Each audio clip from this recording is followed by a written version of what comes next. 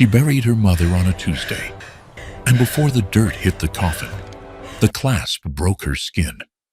Right there at the graveside, with her mother's body still lying below, Gregory tore the pendant from Nicole's neck and hung it on his mistress like a trophy. Family stood around the open grave. Nobody spoke. Nicole touched the blood on her collarbone and smiled, because 1 hour ago, she had become the richest woman, and the only one who knew it. The funeral was held at a small cemetery on the outskirts of Atlanta, a place called Restview, quiet, tucked behind a row of Georgia pines, the kind of place where families come to say goodbye without fanfare. There was no church service beforehand, no choir singing hymns in satin robes, no grand procession of black limousines. Nicole had organized everything herself, made every phone call, signed every check, arranged for a white canopy, 40 folding chairs, and a single bouquet of white lilies resting on the closed half of the casket. Her mother's name was Dolores. She had been a housekeeper her entire adult life. She cleaned homes for families who never asked how she was doing, ironed shirts for men who wouldn't look her in the eye, scrubbed floors in houses she could never afford to live in. And she did it all without a single complaint. Not because she had no pride, but because she carried the kind of pride that didn't need an audience, the kind that shows up in how you raise your daughter, how you press her school uniform, how you tell her every night before bed that she is enough, even when the world keeps trying to tell her otherwise. Nicole stood at the front of the grave in a simple black dress, her hands folded in front of her, her back straight, even though her heart was in pieces. No jewelry, except one piece, a gold oval pendant that hung just below her collarbone. Her mother's pendant, the one Dolores wore every single day for 30 years, the one she lifted from her own neck the night before she died and placed around Nicole's with trembling fingers. The last thing she whispered was, "Keep it close, baby. Mr. Avery will explain everything." Nicole didn't know what that meant yet. She hadn't had time to figure it out. The grief was too heavy, the arrangements too endless, so she just held the pendant against her chest and felt the warmth of something her mother had touched every day. It was the last warm thing Dolores ever gave her, and Nicole held it like it was keeping her alive. Gregory arrived 20 minutes late. He pulled up in a black SUV with tinted windows, the kind of entrance that belonged at a nightclub, not a burial. He stepped out in a tailored charcoal suit, sunglasses on even though the sky was overcast. His cologne reached the canopy before he did, and he wasn't alone. Walking beside him, arm looped through his, like they'd been together for years, was a woman named Cherie, tall, poised, heels so high they sank into the cemetery grass with every step. She wore a cream-colored dress to a funeral, not out of ignorance, out of intention. Everything about her arrival said, "I belong here more than you do." Gregory didn't sit next to Nicole. He didn't touch her shoulder. He didn't nod in her direction. He didn't whisper that he was sorry for her loss. He walked to the opposite side of the open grave, positioned himself behind the chairs, and leaned into Cherie's ear during the pastor's opening prayer. He whispered something. She smiled. He chuckled softly.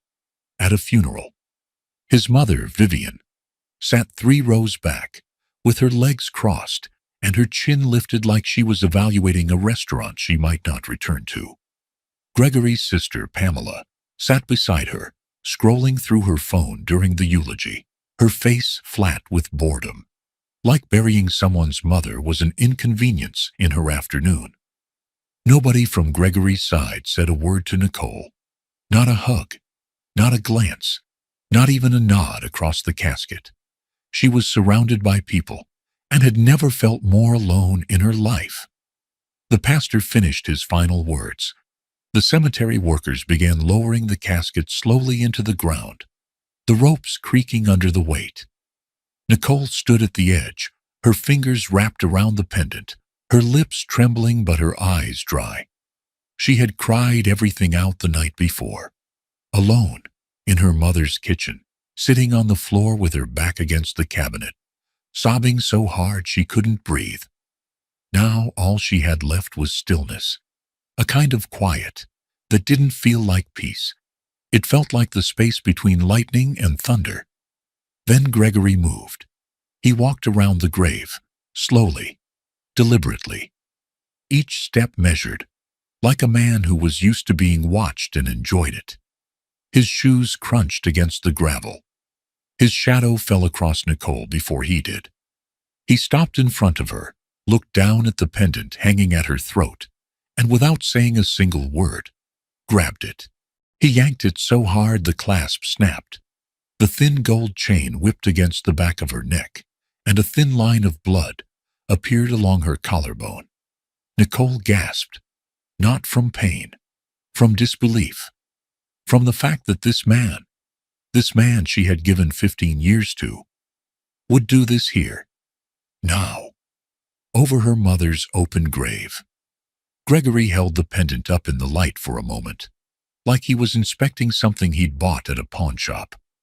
Then he turned his back on his wife, walked 3 steps to Cherie, and clasped the pendant around her neck, right there, with Dolores's body still being lowered into the earth below them.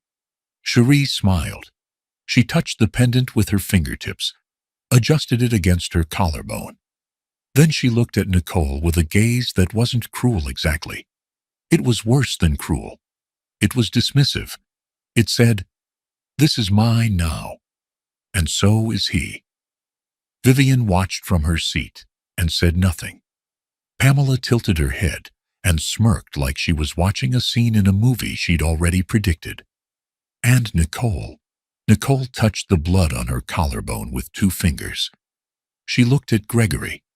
She looked at Cherie. She looked at Vivian and Pamela. She looked at every single person standing around that grave who had just watched a man desecrate his wife's grief in broad daylight. And she smiled. Not a broken smile, not a defeated smile, not the smile of a woman trying to hold herself together. It was a knowing smile, the kind of smile that says, "You have no idea what's coming." Because 1 hour before this funeral, while Nicole sat alone in her mother's kitchen, going through a stack of old papers and unopened mail, her phone had rung. The caller ID showed a number she didn't recognize. She almost let it go to voicemail. But something made her answer. The man on the line introduced himself as Howard Avery, attorney at law, executor of the estate of Dolores Ann Kessler. He said he'd been Dolores's legal representative for over 20 years and that he needed to speak with Nicole urgently regarding her inheritance. Nicole almost laughed. Inheritance. Her mother lived in a 3-bedroom clapboard house with a leaky porch roof. She drove a 12-year-old sedan. She wore the same 3 dresses on rotation and thought a splurge was buying name-brand tea bags instead of generic. But Howard Avery wasn't joking. And what he told her made Nicole set the phone down on the kitchen counter and stare at the wall for 3 full minutes without blinking. Her mother, the woman who scrubbed other people's floors for a living, who clipped coupons from the Sunday paper, who told Nicole that money wasn't everything, as long as you had character, was the silent majority shareholder of Kessler Global Mining, a mineral and rare earth extraction conglomerate operating across 3 continents, the kind of company that built roads and moved mountains. Valued, as of that morning's market open, at just over $65 billion. Everything belonged to Nicole now. Every share, every asset, every account, every seat at every table. A fortune built in silence across 3 generations of Black women who never needed the world to see them, to know exactly who they were. Nicole said nothing at the funeral after that call. She wiped the blood from her neck with her thumb. She watched Gregory kiss Cherie's forehead over her mother's grave. She turned, walked to her car alone, and drove away without looking back. Because she knew something they didn't. And it was the kind of knowledge that doesn't need a megaphone. To understand Nicole, you have to understand where she came from.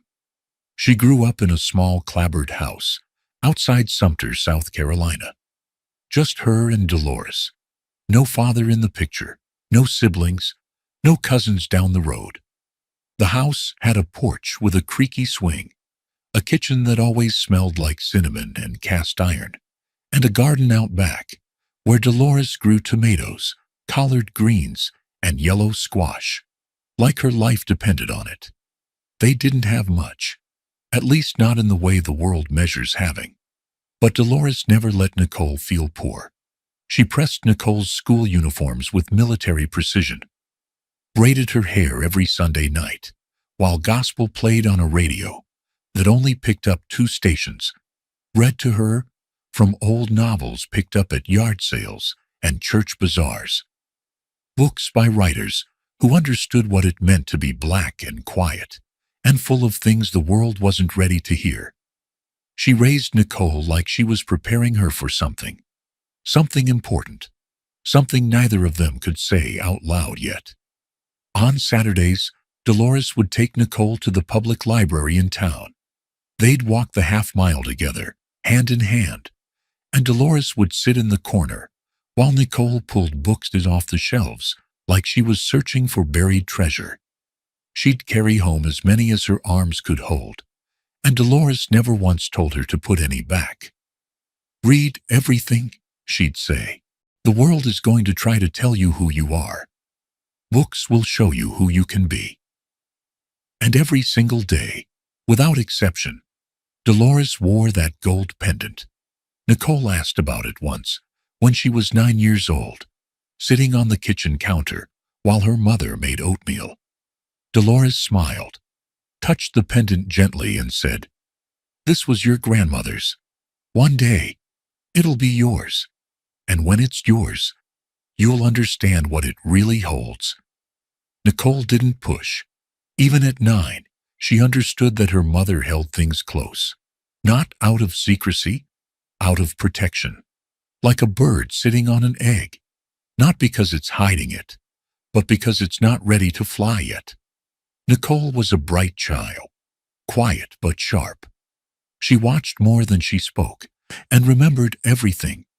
She earned a full academic scholarship to Spelman College, studied social work, and graduated near the top of her class. She had plans, a career in community development, a desire to build mentorship programs for girls from towns like hers, towns where brilliance got buried under circumstance. Then she met Gregory. It was at a homecoming mixer senior year. He was visiting from Morehouse, tall, broad-shouldered, smooth-talking, with teeth like a toothpaste commercial and a voice that made promises sound like guarantees. He told Nicole she was the most beautiful woman he'd ever seen. And Nicole, who had never been told that by anyone other than her mother, believed him, not because she was naive, but because she wanted it to be true. They married 2 years later in a small ceremony at a Baptist church in Columbia. Dolores came up from Sumter, wearing a pressed lavender dress and the pendant around her neck. She hugged Gregory at the altar, looked him in the eye, and said, "Take care of my baby." Gregory smiled his best smile and said, "Always." He didn't. The first year was sweet enough. Gregory brought flowers sometimes, called her beautiful in front of his friends. But even then, there were cracks. Hairline fractures that Nicole chose not to see because she was in love, and love makes architects out of everyone, building bridges over gaps that should have been warnings. By year 3, the flowers had stopped. By year 5, so had the compliments. By year 8, Gregory spoke to Nicole the way people speak to furniture, Only when he needed something moved. Nicole put her career on hold. Gregory said it was temporary, just a year or two, until his real estate firm got off the ground. He needed help with the books, the calls, the scheduling. Nicole believed him. She handled everything behind the scenes, while Gregory stood in front of every camera and handshake. She cooked dinner every night. She pressed his shirts the way Dolores taught her. She waited up for him when he came home late, smelling like bourbon and perfume that wasn't hers. She never said a word. Vivian visited once a month and never missed an opportunity to remind Nicole where she came from. You know, Gregory could have married a doctor, she'd say, over dinner that Nicole cooked. Or, that little country accent of yours. You really should work on that, sweetheart. It's not a good look for Gregory's events. Pamela was worse. She'd sit at Nicole's table, eat her food, drink her wine, and then post on social media about how her brother deserved someone on his level. Gregory never defended Nicole. Not once. Not at dinner. Not at parties. Not when his mother called Nicole the country girl to her face. He'd just shrug and change the subject, like Nicole's dignity was a conversation he didn't have time for. Over the years, his small firm grew just enough to feed his ego, but never enough to match it. He bought suits he couldn't quite afford, leased cars a bracket above his income, started referring to Nicole in public as my wife, with the same tone people use when they say, my old couch, a thing they kept around because replacing it took effort. And through all of it, through every insult, every silence, every night she ate alone, Dolores called every Sunday. Same time, same gentle voice. How you doing, baby? And Nicole would press the phone to her ear and lie. I'm fine, Mama. And Dolores would pause, that long, knowing pause that only mothers can hold, and say, you're stronger than you know, baby. One day you'll see. When Dolores got sick, stage 4 pancreatic cancer, diagnosed on a Wednesday, given 6 months on a Thursday, Nicole's world tilted on its axis. She started driving down to South Carolina every single weekend, 6 hours each way. She'd leave Atlanta before the sun came up and arrive in Sumter just in time to cook Dolores breakfast she could barely eat. She'd braid her mother's thinning hair. She'd wash her linens. She'd sit on the porch swing and hold her hand while the crickets filled the silence between them. Gregory never came, not once. He said hospitals made him uncomfortable. He said funerals weren't his thing. He said South Carolina was too far for a weekend trip. But he had no trouble driving 2 hours to a jazz lounge in Savannah with Cherie 3 Saturdays in a row. He had no trouble booking a suite for 2 at a boutique hotel in Charleston, while Nicole was spoon-feeding her dying mother chicken broth across town. Dolores never asked about Gregory. She never mentioned his name in those last months. It was like she already knew, like she'd known for a long time, and she'd made her peace with it, not for Gregory's sake, for Nicole's. Dolores died on a Monday evening, just before sunset. The room was quiet. The machines had been turned off an hour earlier. Nicole was sitting beside the bed, holding her mother's hand, watching the orange light from the window move slowly across the wall. The air smelled like lavender. Nicole had put fresh sprigs on the nightstand that morning because Dolores once told her lavender reminded her of her own mother. The circle of it, the completeness. 3 women connected by scent and memory, and a pendant that carried more weight than any of them ever said out loud. Dolores opened her eyes one last time. They were clear, focused, like she'd been saving her last bit of strength for this exact moment. She looked at Nicole and whispered, "The pendant, baby. Keep it close. Mr. Avery will explain everything." Then she closed her eyes, and the room got very, very still. After the funeral, after the pendant was ripped from her neck, after the blood, after the silence, after the smile that nobody understood, Nicole didn't go back to Atlanta. She went home, her mother's house. She sat in Dolores's rocking chair. She drank tea from Dolores's chipped yellow cup. And she didn't speak for 2 full days. She just sat and breathed and let the grief settle into her bones like rain into dry soil. Back in Atlanta, things got worse, much worse. Gregory had fully moved Cherie into their social circle. He brought her to business dinners and introduced her as his associate. He walked into rooms with her on his arm, like Nicole didn't exist.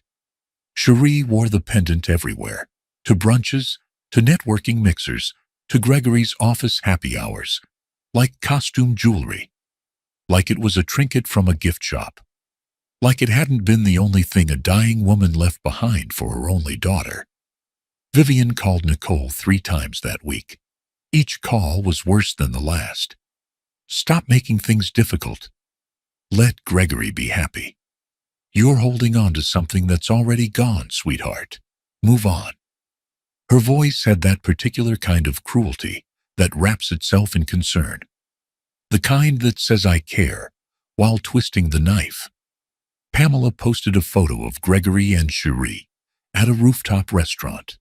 Cherie was laughing, head thrown back, champagne in one hand, the pendant catching the light against her bare neckline. Pamela captioned it, "My brother finally found his match. Some people just fit." Nicole saw the photo at 2 in the morning. She was sitting on the floor of her mother's kitchen, surrounded by old papers and stacks of unopened mail. She stared at that image for a long time, at the pendant, at Cherie's smile, at the way Gregory's arm wrapped around her waist, like he'd never been happier. Then Nicole closed her phone, put her forehead on her knees, and let the grief swallow her whole. Not just grief for her mother, grief for the years, for the silence, for the 15 years of marriage she'd spent holding together a man who was busy tearing her apart. She didn't eat for 3 days. She barely drank water. She didn't answer calls. She sat in the dark and replayed every moment of her marriage, every insult she swallowed, every holiday she spent alone, while Gregory was at a client dinner, every time Vivian cut her down at her own table, and Gregory stared at his plate like he'd gone deaf. She thought about her mother's hands, how strong they were, how they never stopped working, how they held Nicole's face on her wedding day and said, "No matter what happens, you come home to me." But Dolores wasn't there anymore, and the home that had always felt like a fortress now felt like an empty shell with walls too thin to keep anything out. On the 4th night, Gregory called, not to check on her, not to ask if she'd eaten, to deliver instructions. His voice was flat, almost bored, like he was reading from a list of things to handle before bed. He said, "Listen, Nicole, I need you to come back to Atlanta and sign some papers. I'm restructuring the house, making some changes, and honestly, I think it's time we talked about the future." Nicole asked him what he meant by the future, and Gregory said the words that would echo in her skull long after he hung up. "Your mama's gone. You got nothing now. No family, no money, no purpose. Just sign the papers and go quietly. Make it easy on both of us." That sentence landed like a fist through glass. Not because it was loud, because it was calm, because he believed it, every word. He believed she was nothing. And maybe, for a moment, sitting in that dark kitchen, she almost believed it too. Almost. Nicole sat in the dark for a long time after he hung up. The phone screen went dim. The kitchen clock ticked. A dog barked somewhere down the road.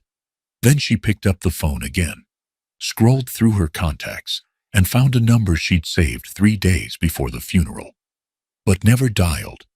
Howard Avery. attorney at law. She pressed call. The office was in downtown Charleston, 12th floor. Clean lines, dark wood paneling, floor-to-ceiling windows looking out over the harbor.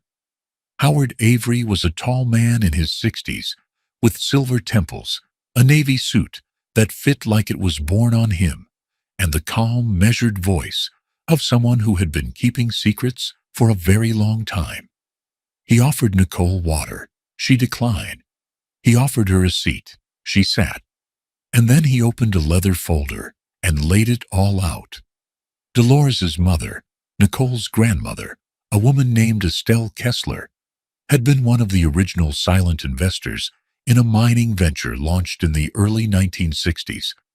Back when Black Americans were shut out of every boardroom, every bank, and every investment table in the country, Estelle found a way in, through a blind trust structure that kept her name off the public filings. She invested what would have been worth roughly $40,000 at the time, a staggering sum in that era, more than enough to buy a home outright in most American cities. Money she'd saved working 3 jobs for 2 decades. Over 60 years, that stake had quietly compounded into the controlling interest of what was now called Kessler Global Mining. Dolores inherited it all when Estelle passed. She never touched a dime, never moved a single share.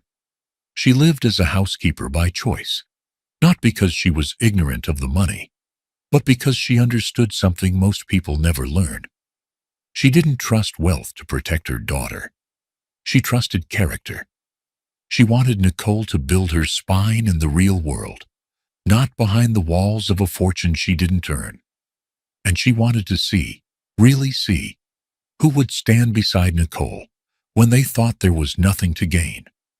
Howard slid a thick folder across the desk. Inside were share certificates, account statements, trust documents, board resolutions. Nicole's name was on every single one. Dolores had updated the trust 3 months before she died, while she still had the strength to sign her own name. "Your mother spent 40 years protecting this," Howard said quietly. "What you do with it now is yours to decide." Nicole sat still for a long time. She didn't cry. She didn't gasp. She didn't ask how much again, or flip through the pages in disbelief. She just sat there, hands folded in her lap, staring at her mother's signature at the bottom of the last page. That handwriting, that careful, steady script, the same handwriting that signed her permission, slips for school field trips, the same handwriting on every birthday card Nicole ever received. Then she asked one question. "The pendant Gregory took, does it matter legally?" Howard shook his head. "The pendant is sentimental. The real power is in the documents, the shares, and the board seat." Nicole nodded slowly, but something moved behind her eyes, something older than anger. That pendant wasn't just gold. It was her mother's heartbeat. It was her grandmother's faith. It was the quiet pulse of 3 generations of women who chose silence over spectacle and built an empire that nobody saw. And right now, at this very moment, it was hanging around the neck of a woman who wore it to brunch like a party favor. A woman who didn't know its history, didn't know its weight, didn't know that the tiny locket held a photograph of a mother and daughter whose love was deeper than anything money could measure. Nicole stood up. She shook Howard's hand.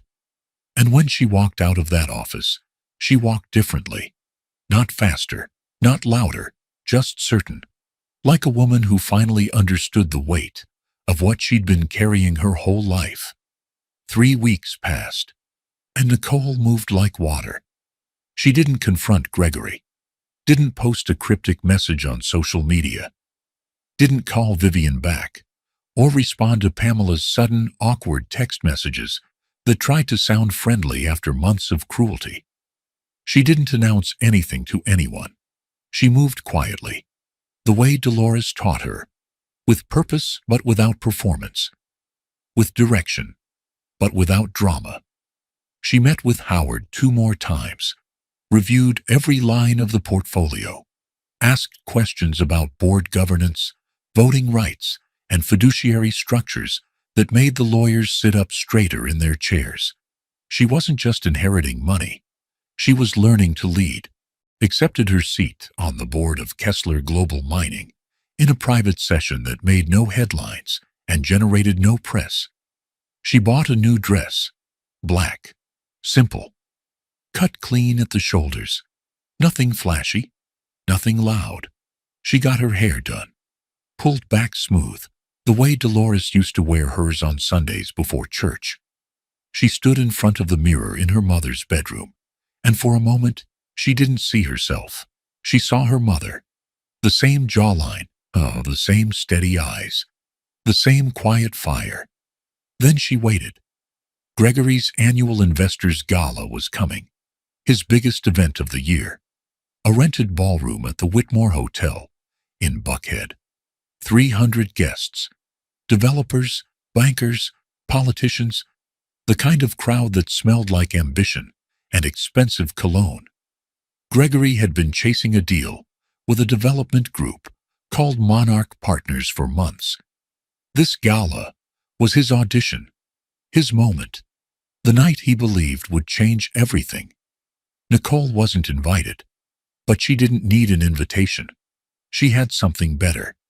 She had a phone call from Warren, the lead developer at Monarch, who'd learned through board channels exactly who Nicole Kessler Taylor was. And he wanted her there. The night of the gala, Gregory was in his element. Dark suit, gold cufflinks, a glass of champagne in his right hand, and a firm handshake in his left. He moved through the room like a man who owned it, even though every inch of it was rented. Vivian trailed behind him in a sequined jacket, telling anyone who'd listen that her son was about to change the Atlanta skyline. Pamela floated between tables, taking selfies and tagging locations. And Cherie stood beside Gregory in a fitted black gown, the pendant resting against her chest, like she'd earned it, like it belonged there, like Dolores had never existed. Warren, the lead developer from Monarch Partners, was making the rounds, shaking hands, measuring people. Gregory had been courting this man for months. Tonight was supposed to be the handshake that sealed the deal. The yes. The beginning of everything Gregory believed he was owed. Then the ballroom doors opened. Nicole walked in alone. No entourage, no announcement, no dramatic music swelling behind her like this was a movie. Just a woman in a black dress, walking through a set of double doors, like she had every right to be there. Because she did. She didn't rush. She didn't scan the room looking for familiar faces. She didn't adjust her dress or touch her hair. She moved through the crowd, like water through stone, calm, quiet, and completely unstoppable. A few heads turned, then a few more. Then the whole room started shifting in her direction, like gravity had rearranged itself around her. There was something different about her that people couldn't name, but couldn't ignore. It wasn't confidence exactly. It was certainty. The certainty of a woman who knows something the room hasn't figured out yet. Gregory saw her from across the room and laughed. He leaned into Cherie and whispered, "She actually showed up. Watch this." He walked toward Nicole with his chest out, his shoulders squared, and his voice pitched just loud enough for the nearest tables to hear. "Nicole, this is a private event. You're embarrassing yourself." Nicole looked at him, not with anger, not with sadness. She looked at him, the way you look at a child who doesn't understand what he's holding. Then she said quietly but clearly, "Actually, I was invited by the developer you've been trying to impress all night." Gregory blinked. His smile froze. Before he could recover, Warren stepped forward from the crowd. He extended his hand to Nicole and shook it warmly. "Ms. Kessler Taylor," he said, Thank you for coming tonight. The board's interest in the downtown corridor project means a great deal to us." The ballroom went silent, the kind of silence that starts at one table and spreads like a cold wind across every conversation in the room. Gregory's mouth opened. Nothing came out. He looked at Warren. He looked at Nicole. He looked at the faces around him. Faces that had been hanging on his every word all night, now turned toward his wife with the kind of recognition that he had never received himself. Nicole didn't raise her voice. She didn't need to. She spoke the way Dolores spoke, low, steady, and impossible to ignore, like a woman who had rehearsed nothing, because the truth doesn't need practice.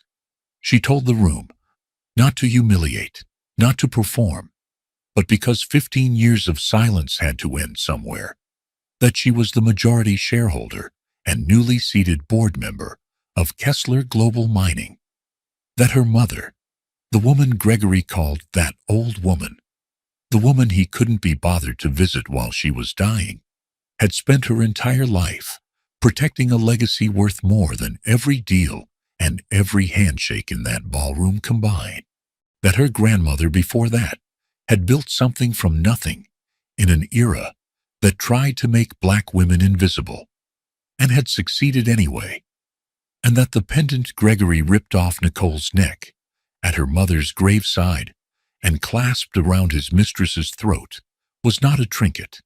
It was a generational covenant, a symbol passed from grandmother to mother to daughter, a symbol of women who chose dignity over volume and let the world underestimate them on purpose. Then she turned to Cherie, and this was the moment the entire room held its breath. Nicole didn't shout. She didn't point. She didn't lean forward or clench her fists. She looked at Cherie with something that wasn't anger. It was closer to pity. And she said, "You can keep the necklace. It was never about the gold. It was about what it represented. And clearly, that's something you'll never understand." Cherie's hand went to the pendant. Her fingers closed around it tight, like she was afraid someone was going to snatch it off her neck, the way Gregory had snatched it off Nicole's. But Nicole wasn't reaching. She had already turned away.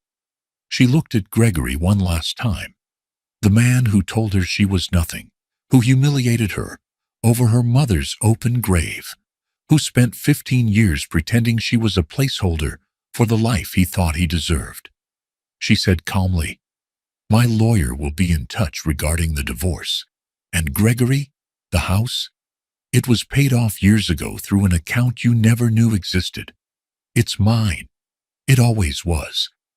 Gregory's face collapsed, not slowly, like a man processing bad news, all at once, like a building with its foundation ripped out from underneath. Nicole turned and walked toward the exit. Warren fell into step beside her. 2 Monarch executives followed, then 3 more guests. The room began to empty around Gregory like water draining from a cracked tub. He stood in the center of that ballroom, with Cherie on his right and Vivian on his left, and for the first time in his life, nobody was looking at him. What happened next didn't happen with fireworks or headlines. It happened with silence. The slow, grinding, inescapable silence of a man watching his entire life come apart, one thread at a time. The first crack came less than 12 hours after the gala.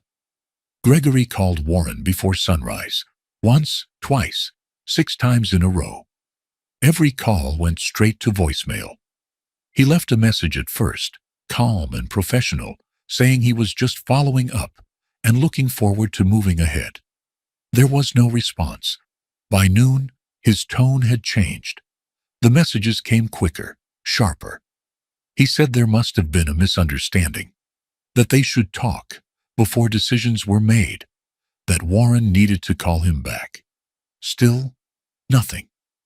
By evening, Gregory was standing in the lobby of Monarch's office building, jaw tight, phone in hand, forcing a smile at a receptionist who wouldn't meet his eyes. She apologized softly and told him Warren wasn't available. Gregory insisted Warren knew him, told her to say Gregory Taylor was there. She nodded, picked up the phone, and dialed no one. 10 minutes later, security asked him to leave. That was the moment the silence began. The Monarch deal didn't collapse loudly. It disappeared, quietly, completely, like it had never been there at all. And then the calls started coming in. Not opportunities, problems. One investor wanted out. Another demanded reassurance. A third didn't bother with courtesy. He told Gregory coldly that he had embarrassed himself, and everyone attached to him. Then the line went dead. Gregory sat in his office staring at his reflection in the dark computer screen. For the first time in years, no one was calling to impress him. No one was asking for a meeting. No one was waiting outside his door. Outside, his assistant packed her bag early. When Gregory asked if everything was okay, she hesitated just long enough to say it wasn't. She told him it was a good time for her to move on, and she didn't wait for his response before walking out. Within days, the whispers spread. By the end of the week, they weren't whispers anymore. Meetings were canceled. Emails went unanswered. Contracts that once felt secure suddenly needed revisiting. One afternoon, Gregory walked into a conference room, expecting to close a deal. 3 empty chairs were waiting for him. No explanation, no apology, just absence. His firm had always been built on perception, on confidence, on momentum, on the illusion that things were always moving forward. And the moment that illusion cracked, everything underneath it started to show. Invoices piled up on his desk, deadlines tightened. Banks that once called him a valued partner now used words like risk and exposure. Within 4 months, foreclosure notices sat unopened on his kitchen counter. Cherie lasted 11 days after the gala. At first, she stayed, quiet, observing, watching the calls slow down, watching the invitations stop, watching the way Gregory's confidence began to crack around the edges. On the 11th night, Gregory found her in the bedroom, packing. He frowned. "What are you doing?" Cherie didn't look up. Leaving. Gregory let out a short laugh, like she'd made a joke that didn't land. "Stop playing." She zipped the bag. "I'm not." Something in her tone made him step closer. "This is temporary," he said quickly. "Deals fall through all the time. I'll fix it." That's when she finally looked at him. No anger, no sadness, just clarity. "I didn't come here for temporary," she said. "I came here for what you had." Gregory blinked. "What are you talking about?"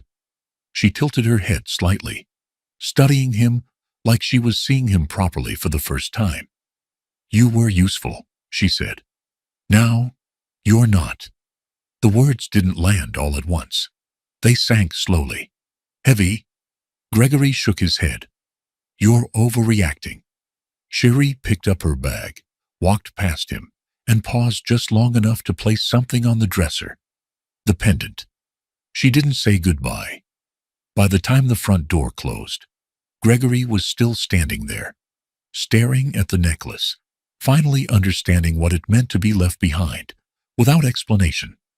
He didn't chase her, because for the first time, there was nowhere left to run. 2 commercial properties, gone. Not with noise, not with drama, just signatures, deadlines, silence. Vivian and Pamela scrambled. Oh, they scrambled hard. Suddenly, the woman they'd spent years belittling was the most powerful person they had ever been connected to. Vivian called Nicole's phone 6 times in a single week. Each voicemail was sweeter than the last. "Baby, you know we're family. I always told Gregory you were special, sweetheart. Call me back, honey. Let's talk. Let's put all this behind us." Nicole didn't respond to a single one. She had her attorney send a formal cease and desist letter to both Vivian and Pamela. Professional, clean, final. Not out of cruelty, not out of spite, but because Nicole was done performing for people who only valued her when they discovered she had value. Done smiling through insults at her own dinner table. Done. Pamela went through her social media that night and deleted every single post she had ever made about Gregory and Cherie. Every photo, every caption, every heart emoji, every story highlight. She scrubbed her timeline clean like a crime scene, scrolling back through months of posts where she'd mocked Nicole, celebrated Cherie, and built a public monument to her brother's betrayal. All of it gone with a thumb tap and a confirmation button. Like if she erased the evidence fast enough, the consequences wouldn't find her. But consequences don't need a screenshot. They don't need a receipt. They just need time. And time had been watching the whole time. Gregory's final chapter was the quietest of all. The house now belonged to Nicole, legally, fully, and without dispute. She didn't sell it. She didn't torch it. She simply had the locks changed and let her attorney handle the rest. Gregory moved into a one-bedroom apartment in a part of Atlanta he used to drive through without glancing out the window. The kind of building where the hallway smells like carpet cleaner and the elevator takes too long. One evening, sitting on a folding chair in that empty apartment, with nothing but a half-empty bottle and a cardboard box of things Nicole's lawyer had sent over, Gregory found the velvet pouch, the pendant, Cherie's silent return. He opened the locket for the first time. He'd never opened it before. Not once. Not when he ripped it off Nicole's neck. Not when he clasped it around Cherie's. He'd treated it like jewelry, like metal and chain, like something with a price tag instead of a heartbeat. Inside was a tiny photograph. Dolores holding baby Nicole, both of them smiling at someone behind the camera. Morning light, coming through what looked like a kitchen window. That same kitchen in Sumter. That same house. On the other side of the locket, engraved in script so small, Gregory had to squint to read it, were the words, "For my Nicole. Everything I am is yours." Gregory stared at that photo for a long time. He ran his thumb across Dolores's face. He closed the locket gently, like it might break if he held it too hard. And for the first time, maybe the only honest moment he'd had in years, he understood exactly what he had destroyed. Not a marriage, not an inheritance, not a business connection. A love so deep and so patient that it had been pressed into gold and passed from hand to hand across 3 generations of women who never needed the world to see them shine. He set the locket on the table, and he sat in that silence for a very, very long time. Nicole went back to South Carolina. She sat on her mother's porch in the old rocking chair, the one with the worn armrests and the creak on the left side that Dolores never fixed because she said it sounded like music.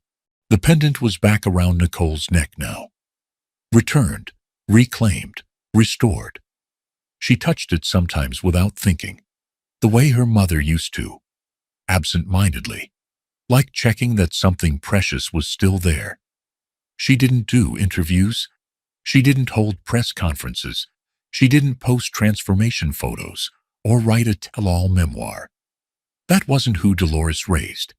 That wasn't who Nicole was. Instead, she built something, quietly, the way her grandmother built something, the way her mother protected it. She established the Dolores Kessler Foundation, scholarships for girls from small towns who were smart and quiet and overlooked. Girls who read books by flashlight on porches like this one. Girls who reminded Nicole of herself at 14, full of dreams she didn't have words for yet, standing in the gap between what the world saw and what she knew she could become. The first class of scholarship recipients was 12 girls from across the rural South. Nicole met every single one of them. She shook their hands, looked them in the eyes, and said the same thing to each of them. You are enough. Don't let anyone tell you different. And don't wait for permission to be great. It was what Dolores would have said. It was what Dolores did say every single day, in 100 quiet ways. She funded community centers. She invested in small businesses run by women who'd been told they weren't enough. She did all of it quietly, out of sight, the way her mother would have wanted. The way Estelle started it 60 years ago, invisible to the world, but essential to everything that grew from it. One evening, as the sun dropped below the tree line and the crickets started their nightly chorus, Nicole sat in that rocking chair and opened the locket. She looked at the photograph inside, her mother's face, her own baby face, that kitchen window light. She whispered, I understand now, Mama. And the breeze moved through the porch like a hand across her cheek. Soft, warm, brief, but unmistakable. Dolores didn't hide her wealth because she was afraid of it. She hid it because she wanted to see who would love her daughter when they believed there was nothing to gain. She wanted to know who would stand beside Nicole when there was no fortune to leverage, no name to borrow, no power to impress. She chose the oldest test there is, the test of being seen as nothing, and the answer broke her heart.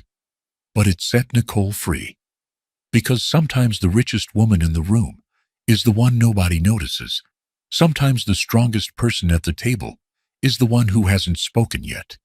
And sometimes the most powerful thing you can do in a world that wants you to scream is to stay quiet long enough to let the truth speak for you. Nicole never chased revenge. She never needed to.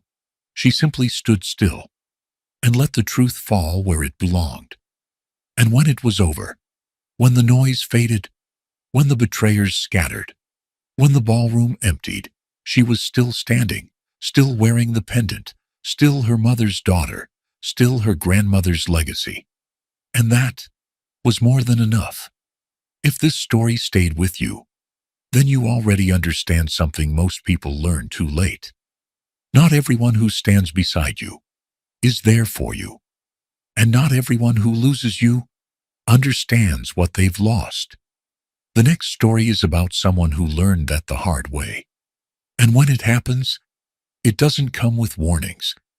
It comes quietly, just like this one did. Stay close.